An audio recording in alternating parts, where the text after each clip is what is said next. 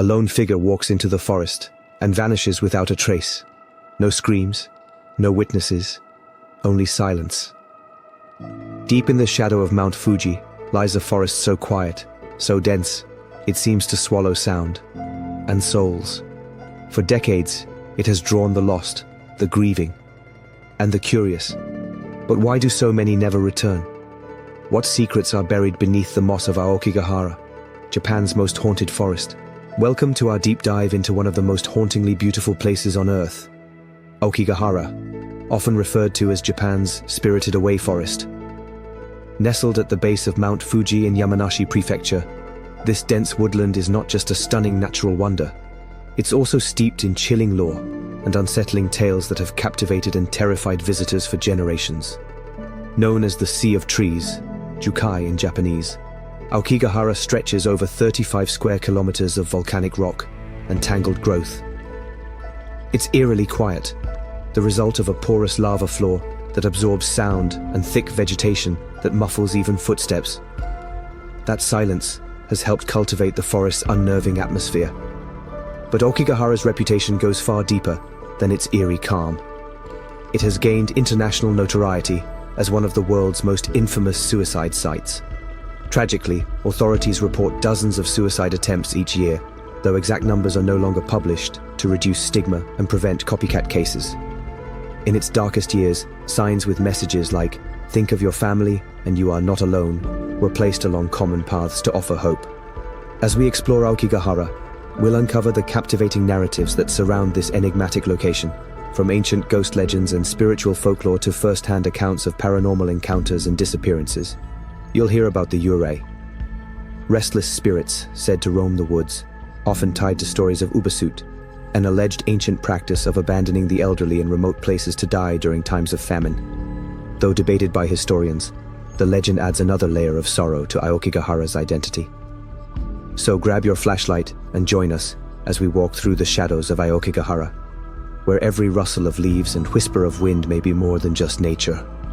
It might be the forest whispering its secrets. Beneath the shadow of Japan's most iconic peak, Mount Fuji, lies a forest where myth and mortality intertwine. Aokigahara, stretching over 30 square kilometers, was born more than 1,100 years ago. Its roots formed in the aftermath of the 864 AD eruption of Mount Fuji. Lava from the eruption cooled and hardened into a jagged underlayer, now blanketed in a thick, twisting sea of green.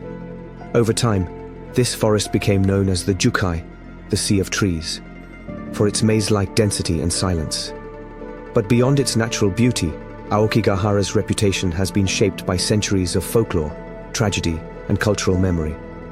In traditional Japanese folklore, Aokigahara is believed to be inhabited by eerie, restless spirits who died in pain or sorrow and have not moved on. These spectral figures, dressed in white burial kimono with long, unkempt black hair, are said to linger where death was unnatural or violent. Many locals claim to feel watched or hear ghostly whispers carried on the wind. Visitors have reported sudden feelings of dread, disorientation, and mysterious noises, phenomena some attribute to the forest's magnetic anomalies caused by its iron-rich volcanic soil, which can interfere with compasses. But others believe it's something less explainable. One of the darkest legends tied to Aokigahara is that of ubasute, a now discredited but persistent story, claiming that in times of famine, families would abandon elderly relatives deep in the wilderness to die. While historians argue whether ubasute was ever widely practiced, the myth endures, especially in connection to Aokigahara's mournful ambience. In this version, the forest becomes not just a setting, but a participant in human sorrow. In modern history, Aokigahara became globally known for a heartbreaking reality: its association with suicide. Reports from the early 2000s suggest that over 100 bodies were discovered in some years, though local authorities have since stopped releasing statistics to discourage the forest's grim reputation. Some years saw more than 30 confirmed deaths, with volunteers and police conducting annual searches to recover remains. To this day, signs line the forest entrances pleading, "Your life is a precious gift from your parents. Think about your family. Don't suffer alone." The association gained further attention following Seicho Matsumoto's 1960 novel, Kuroi Jukai, Black Sea of Trees, in which a heartbroken woman takes her own life in Aokigahara. While not the cause, the novel cemented the forest's association with death in Japan's cultural consciousness. Though it may be draped in darkness, Aokigahara is also a place of deep cultural significance. It represents not only grief and fear, but also reflection, resilience, and the need for compassionate dialogue about mental health. As we continue, we'll explore not only the supernatural tales and paranormal sightings, but also the very human stories that linger beneath the canopy, echoes of those who entered the Sea of Trees seeking something and never returned. Aokigahara is more than just a forest.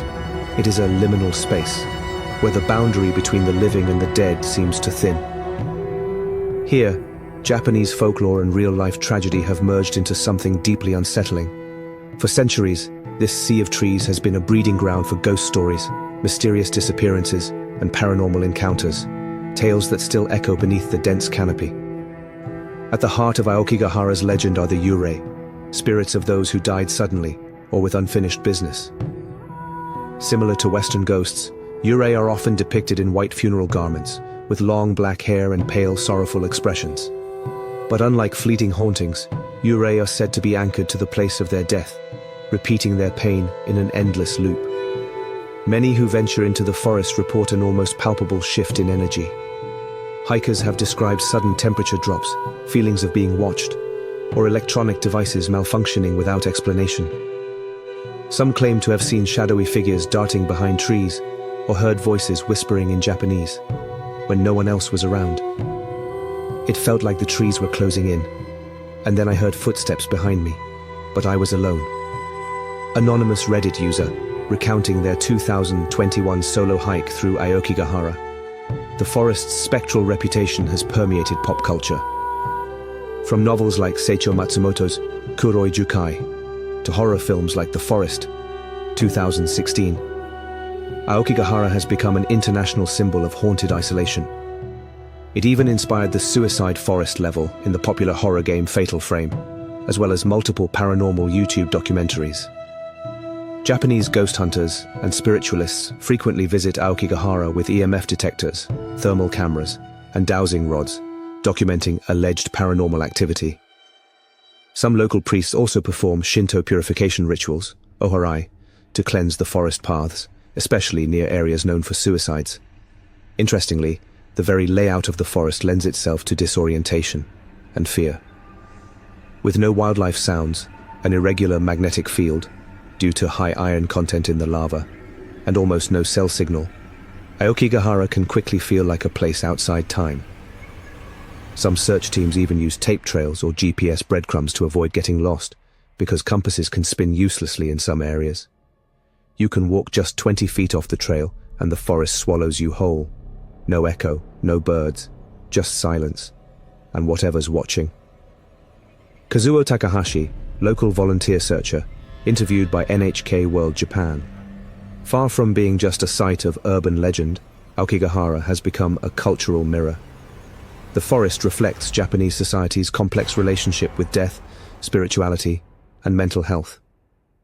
It has become a site for both curiosity and caution, as ghost tours and vloggers tread the line between raising awareness and exploiting tragedy. Many locals still believe the forest is cursed, and some hikers even leave offerings of coins, rice balls, or paper cranes, not out of superstition, but respect. In Japanese culture, these acts are meant to honor the souls that may still linger.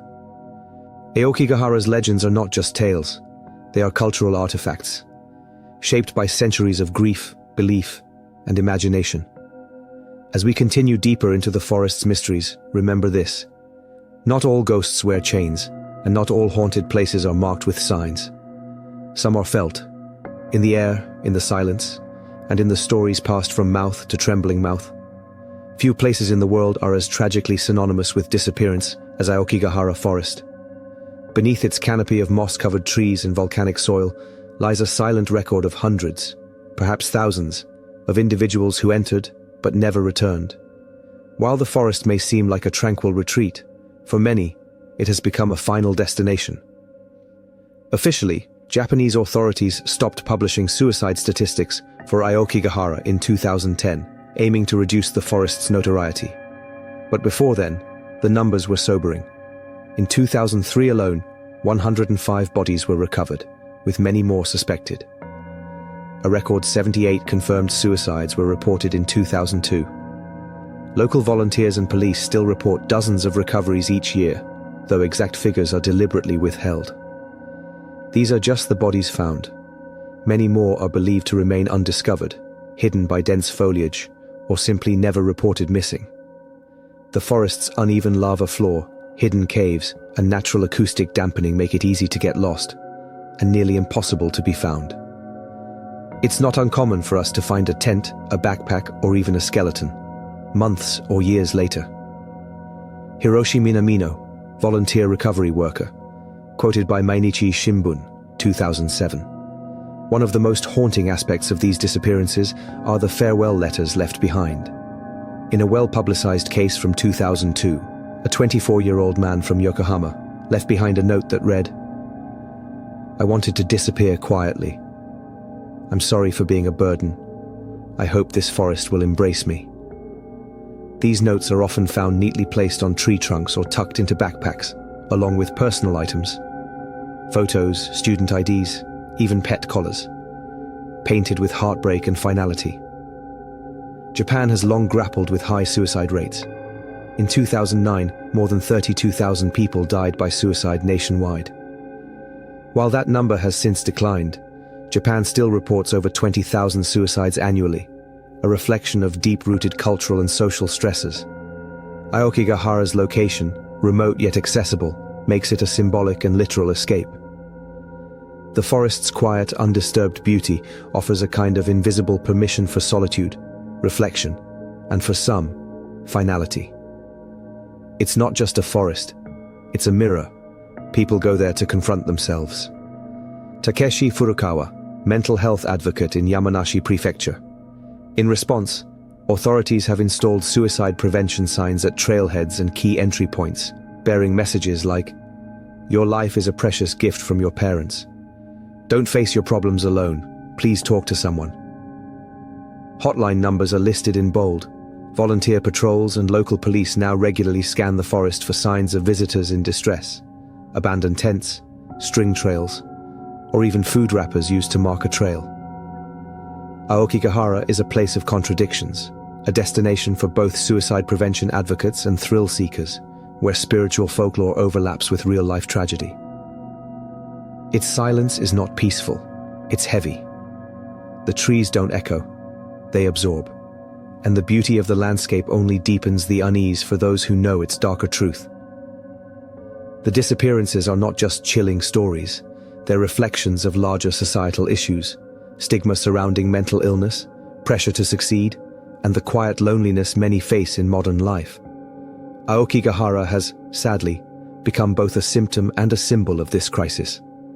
As we continue our journey through the mysteries of Aokigahara, we'll examine how society, media, and myth have all contributed to the forest's enduring aura of dread, and why its reputation may never fade.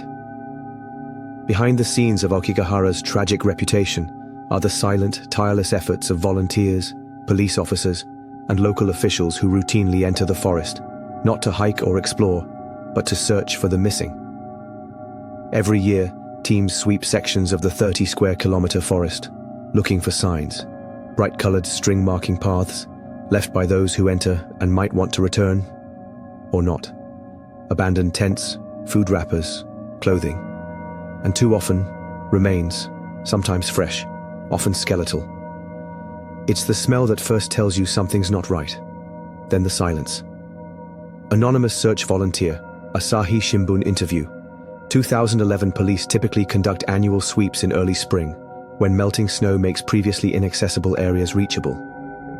These searches are not always publicized, partly to avoid media frenzy, and partly to discourage copycat visits. In 2002, one such sweep resulted in 78 discovered bodies, prompting public outcry. After that, officials stopped releasing exact figures, though the forest continues to claim lives each year. Signs pleading with visitors to reconsider are now posted at many trailheads. Think carefully about your children, your family. Don't keep it to yourself. Talk about your worries.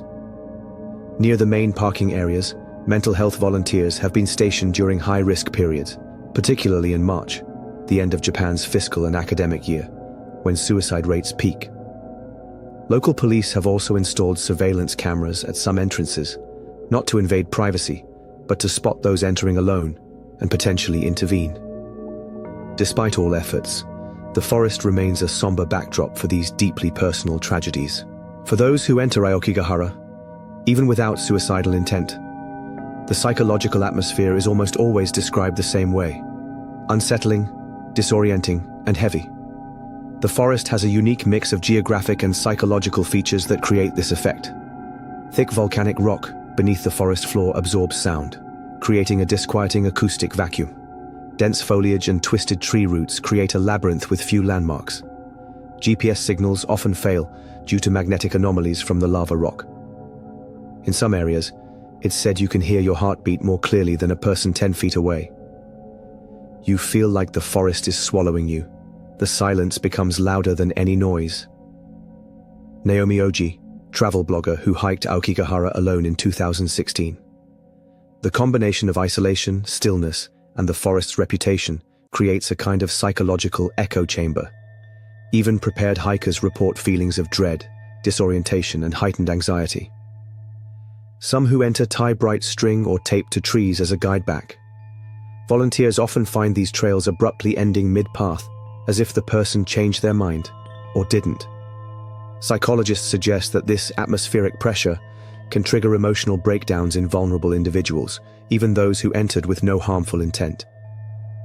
Aokigahara has a way of confronting people with their deepest fears and thoughts, amplified by the oppressive silence and the weight of collective grief soaked into the soil. The allure of Aokigahara's darkness has not escaped the eye of filmmakers, authors, and content creators.